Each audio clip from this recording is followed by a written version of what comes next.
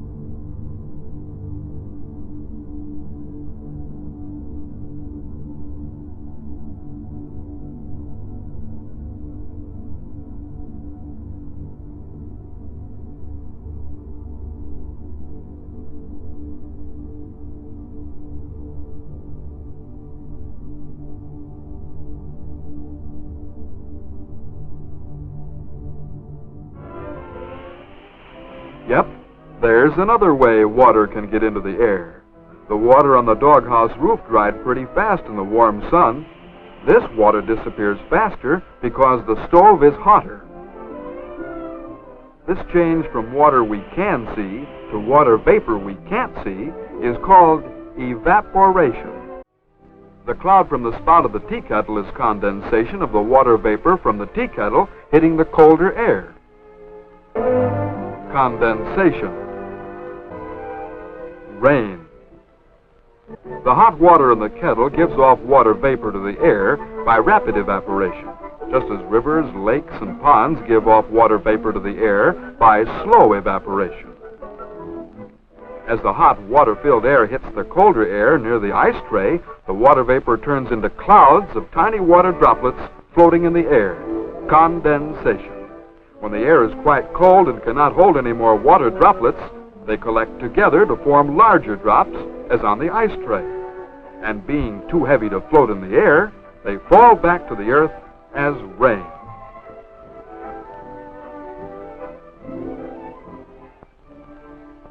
Without water in the air, we couldn't live.